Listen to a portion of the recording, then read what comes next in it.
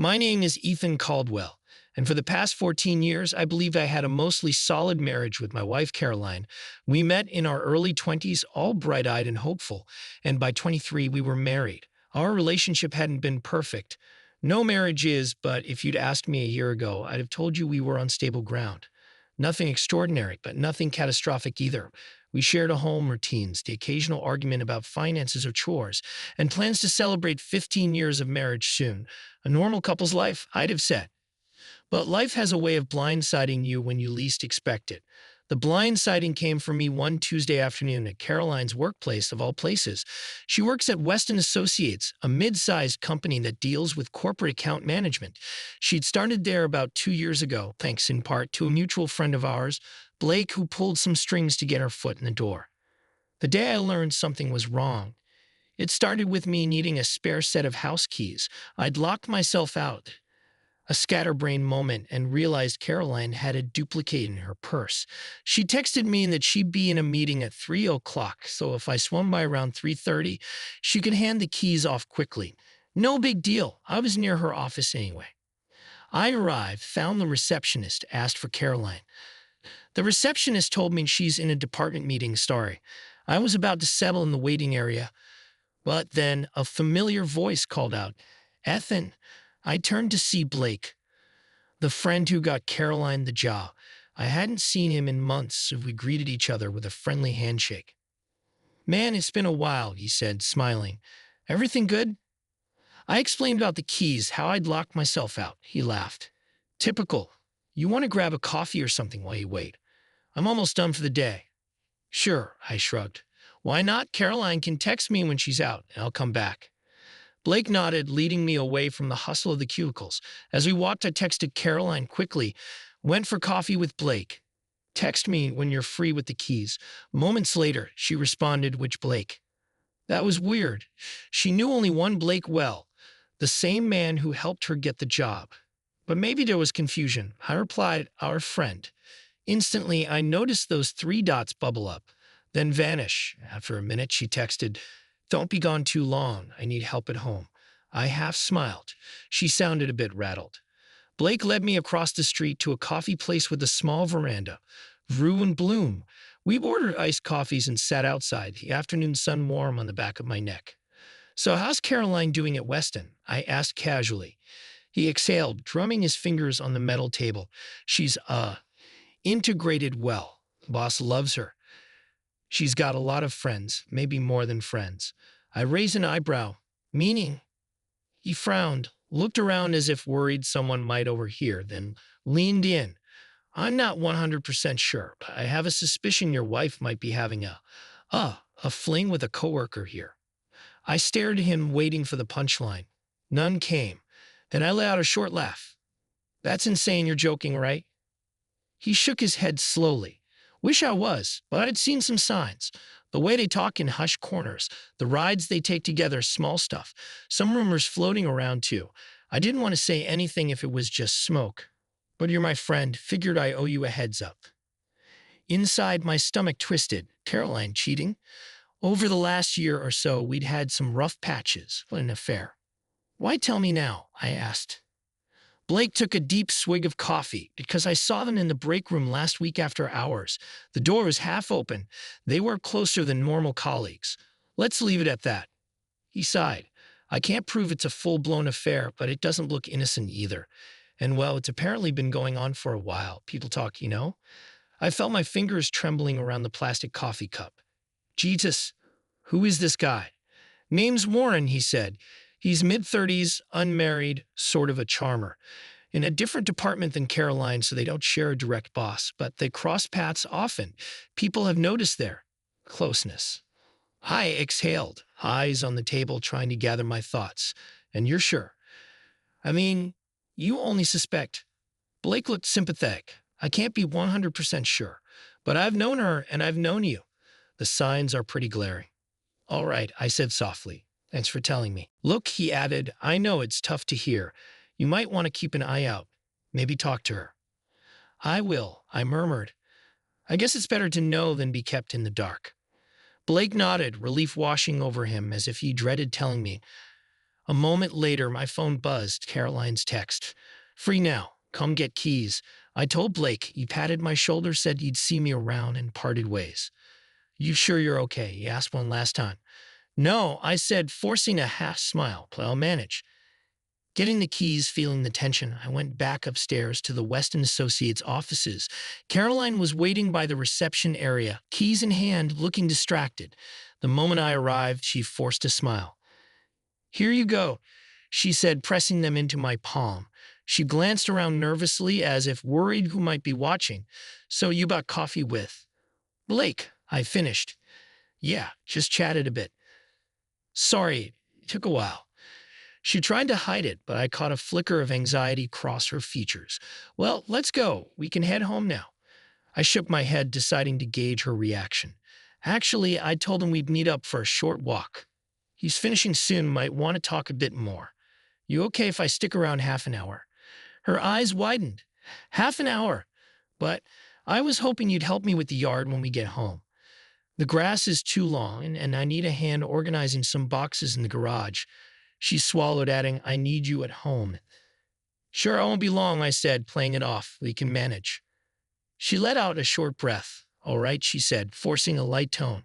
Please don't stay too long, though. No problem. I patted my pocket with the keys. We good?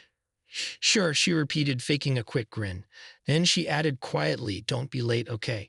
She leaned in to peck me on the cheek, but lingered a second, as if scanning my expression. I kept my face neutral, my mind whirling. She was definitely nervous, possibly about me and Blake talking. I realized she might suspect he told me something. The seeds of doubt. I left with the keys, but not to see Blake again. I'd already parted ways. Instead, I decided to wander the block, gather my thoughts. The conversation replayed in my mind. Could Caroline be having an affair with Warren for over a year? Why wouldn't she just leave me if she was so unhappy? I recalled the past months, her standoffishness, the sudden extra hours at the office, new clothes she bought just to feel confident. She had also begun referencing a coworker who helped her handle big accounts. That must be Warren. She never told me his name, though. She'd shrug off my inquiries. I texted her, I'll be home soon. She replied with a curt "Ach." My stomach churned. Now all that was left was to talk to her directly. Should I storm in, accuse her, or was there a more strategic approach? I decided on a direct question. Maybe she'd come clean or vehemently deny it. Either way, I'd see the truth in her eyes. Confrontation at home. By the time I got home, it was nearly 5 p.m. The sun was dipping low over the suburban houses. I found Caroline in the backyard, rummaging through a pile of tools. She looked up, her face tense. I forced a calm greeting. Hey, sorry, that walk took longer. She nodded, gave a stiff smile. So, you want to mow the lawn now or handle the garage? Garage, I said, stepping forward. But first, can we talk? Her lips thinned. Sure. About what?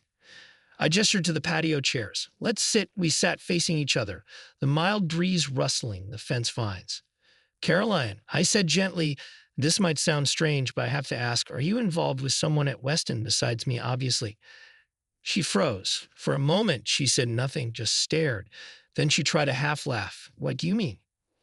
You know exactly what I mean, I replied, voice steady. I've heard rumors. I'm worried. Is there something you need to tell me about? Affair. Her expression flickered, fear. Guilt? She parted her lips, no immediate denial. My heart pounded. Well, I prompted. She lowered her gaze, picking at a loose thread on her jeans. I'm not sure how to answer that. A yes or no might help, I said softly, tension coiling in my chest. She fidgeted, avoided eye contact, then quietly said, I can't say no. That admission made my chest tighten. So you are cheating on me. She squirmed. It's complicated. I didn't plan for it to happen. She inhaled shakily, meeting my eyes. But I don't want to leave. This is still my home, my life. Why can't we keep everything the way it is? My mouth felt dry. Wait, what? You want to keep seeing him and stay married to me? Are you insane? She flinched, tears forming. Effin, it's not like that. I still care for you. You just found some coworker to fulfill whatever you think is missing. My voice shook with anger. And you want me to go along with it? She didn't speak, tears sliding down her cheeks. She reached out for my hand, but I pulled away. I can find out everything, I said in a near whisper. I have ways. But if I do, it'll blow up badly for all of us. So maybe you should just tell me yourself. She stammered, voice cracking. I'm sorry. But she didn't elaborate. She looked at me, guilt laden, but not volunteering details. Realizing she wouldn't come clean, I stood. Fine. Then I'll do what I must. The investigation or not. Back in my bedroom, I called Blake, told him briefly what had happened. He offered to help me find more evidence if needed. Maybe get a private investigator beyond the mild suspicion. But as I sat there, phone in hand, something inside me shifted. Did I even want the entire lurid truth? Did I want to see them together? The knowledge might poison me further. Caroline had basically admitted she was seeing someone. She also implied she wanted to keep the marriage. That was an even bigger betrayal in my mind, like I was a convenient placeholder while she had her fun. A part of me wanted to gather evidence, ruin her lover's life, confront them. But a larger part just felt exhausted, as if I'd already lost any will to fight for this. The next day, she avoided me. No big confrontation. She just pretended nothing had happened. I caught her texting more than usual, sometimes smiling at her phone. We tiptoed around each other. That evening, I asked her, "You sure you don't want to tell me anything else, Caroline?" She swallowed. "I can't. Not right now." I nodded, heart heavy. "All right, then I guess this is over." She stiffened. "So you'll divorce me?" "I have no choice," I murmured. "You betrayed me." She nodded slowly, wiping a tear. "I understand." Filing for divorce, I went to a new lawyer the following week, Annabella Green, who specialized in mid-length marriages with no children. She was direct. If she's admitting an affair, your case is straightforward for a no-fault divorce.